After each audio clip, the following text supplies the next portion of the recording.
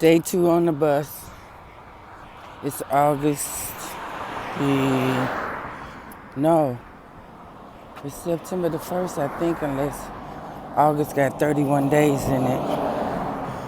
I'm not sure. Either way, I'm up late because I got up so early yesterday morning, worried about getting the bus on time, worried about getting to work on time, and actually got up here probably more than 40 minutes before the bus was supposed to be here.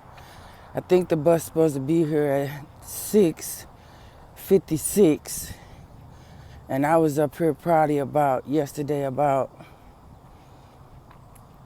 10 minutes after 6 or something like that. But I was real tired last night, and I passed out looking at RuPaul show. What's the name of it? Season 14 with Willow Hill. Either way, I feel better today. I know I don't look much better. The bus ride wasn't as bad as I thought. I don't know, it's kind of shallow of me to be feeling like I shouldn't have to catch the bus. I'm better than that. And that's exactly what I was feeling yesterday, like less than. And when I got on the bus, and people was just everywhere, I was just thinking to myself, why do you think you better than anybody else and you shouldn't have to catch the bus?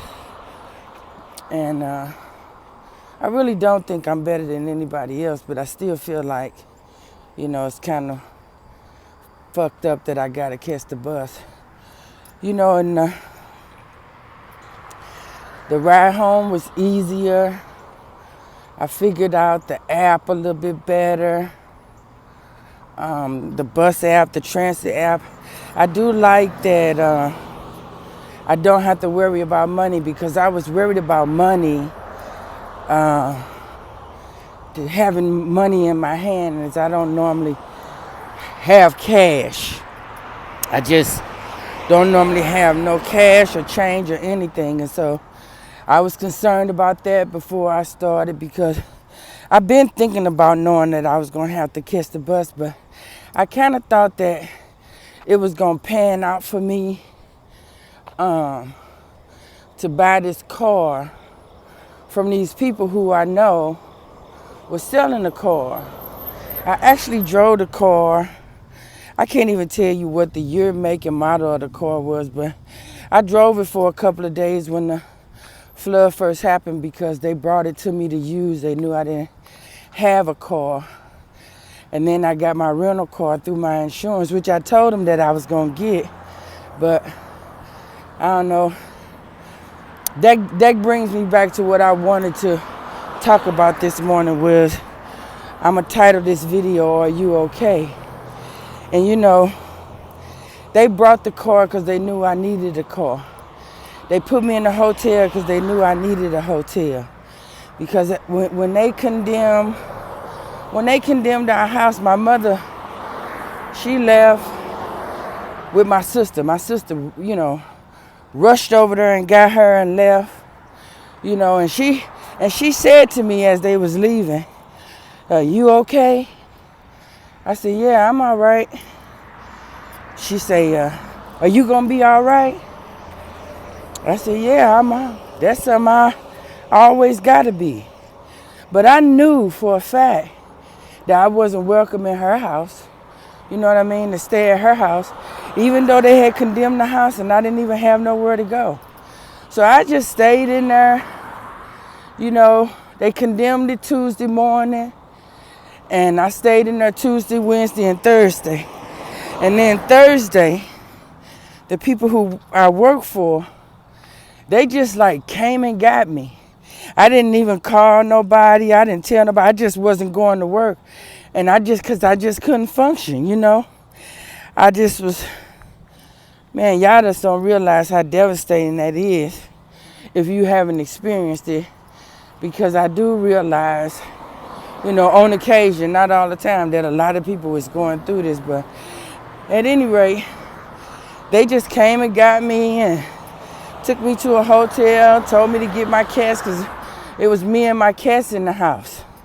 And my mother was making it seem like she cared about the cats and stuff. But for real, when you just jump up and leave like that, that's just self-preservation. And then if I do anything like that for myself, then I'm considered selfish or evil or, something like that. Anyway, I don't want to get off into that, but anyway, this phrase that people say, "Are you okay?" When they know you're not okay, you should probably stop saying that. And then that other phrase that people like to say, "If you need anything." You need so much. The need of what you need is so much. You can't even express that to nobody. Like, how can you express what you need right in the middle of a crisis? Because you can't. And so if you care about somebody and you love them and you want to try to help them and you doing something for them, give them some money. And don't ask them how much they need, because they need millions, literally. They need millions, And a person like me, it's hard as fuck for me to ask somebody for something, because I'm the one who always giving, who always doing for people, who always caring for people. So don't ask them how much they want. Like, I had a friend of mine I've been knowing as long as my oldest son, and my oldest son is 33 years old. And although we've never met, in person, we've seen each other, but while he was behind bars, we've seen each other on video. We've known each other a long time. And he is one of the people that will call me and say he loved me, and he loved that we've been connected all this time, and and I was believing that shit for real, but for real, I'm just a placeholder when he ain't got nothing else to do, and that's just facts, because he asked me more than once did I need anything, and if I needed anything to let him know. So because we spent so much money just eating, because you don't really have a way to go grocery shopping and cooking and all that kind of stuff. You were homeless, living in a hotel. So we was eating out a lot. And so I finally really got up enough nerve to ask him. Well, not ask him. I told him, I said, I need some money, And then I asked him that on Duo video, because that's the way that we was talking. And he didn't answer when I called, which was perfect in my mind, because I didn't want to ask him no way. So I left him a video. He saw the video and didn't respond for days, right? And so I called him one day, and he said, "Oh yeah, sorry about that. I was going to get back to you. I saw your video, but I've been real busy." Now, this is somebody who was calling me every day on Duo, right? And so he said, "Yeah, I'm a help you out. How much do you need?" I literally said, beggars can't be choosy. Whatever you can give will help. This nigga didn't send nothing after he said that he was going to do it when he got off of work. And then days and days and days passed, probably about 5 or 6 days. And I was calling him, not consistently, but I was calling him. He wasn't answering his phone. He wasn't responding to texts. He wasn't picking up the Duo. He just was putting me to the side because he really didn't want to help. He did not want to help. And so I was like really kind of devastated behind his behavior because of the offer. Not because I expected him to do something initially, because of our connection and how long we've known each other and stuff and been in contact with each other. Because you offered. You said that you would help. And then when I finally talked to him, he said, I've been going through stuff. So I said, but you said you was going to send it. You know, I don't really want to get off into what you've been going through, because I feel like people tend to, you know, have a notion that you've been going through stuff, and so they try to beat your notion. No different than when you're in a grocery line at the grocery store and the weather is bad and everybody try to say how bad the weather was for them. You know, why do people want to compete with you about how worse their life is than yours? You know what I mean? And so that was the, you know, the sentiment that I was getting from him. You know, I just been going through things.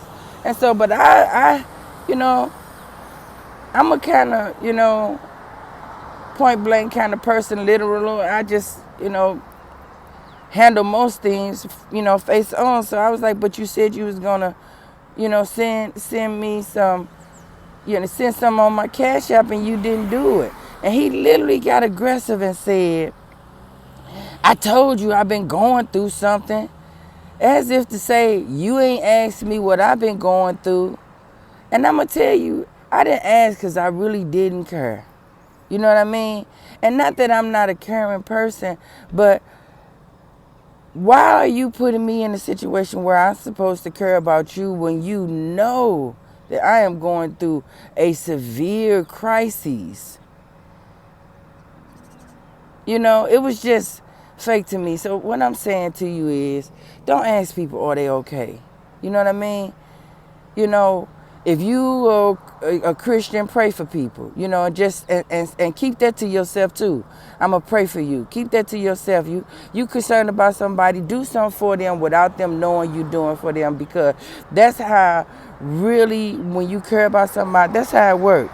Because I had somebody who I can't even say was a friend, but I had reached out to her to get my son hair done probably a week before the flood happened. So when she was reaching back out to me about my request to get my son hair done, I was going in the middle of the crisis, so I was barely functioning. So when I was texting her back, I was texting with pure honesty. So I just was telling her, like, you know, how I felt, and, you know, that wasn't important, that wasn't going to happen. You know, I didn't have no car, I wasn't going to be able to pick him up. Like, you know, I just was telling her what happened. So she texts back that she was sorry to hear that I was going through something, but that she was out of the country anyway, and she would be back in a week or so. When she came back from Africa, she texted me and said, I hope that you are doing well. I know that it was devastating because I've seen what's been going on. And send me your Cash App. Do you still have it, or do you have another avenue of where you can receive money? Now, this is somebody who I was paying to do my son hair probably one other time. One other time. She wasn't never doing my hair. She just did my son hair one other time. I sent her my Cash App, probably in not even in the expectation that she was gonna send me something, because people just don't never do shit for me, for real. And within 5 minutes of me sending her, probably less than 5 minutes, as soon as she got it, she clicked in it and sent me $100. This woman don't, you know, we know each other. I don't want to get it wrong, but we're not friends. We don't talk. And I find that those are the people who really are there for me when I need somebody to be there for me. People that I don't expect to be. People who I'm not in real relation with. People who I don't talk to every day. But the people who are in my life, you know, and call themselves my friends, all I can expect from them, and sometimes I really do believe that these people who I talk to, they are really loving seeing me in the position that I'm in. You know, and I may be overthinking, but I really do believe that some of the people that I talk to love seeing me down and out. And I'm going to end this video with, stop asking people, are they okay? And stop asking people, especially people that you're close to and you in their life and you know them and you know what they're going through. Don't ask them what they need. Give them what you think you would need. Give them what you think you would want. Be there in the way that you would want somebody to be there for you. That's how you do that.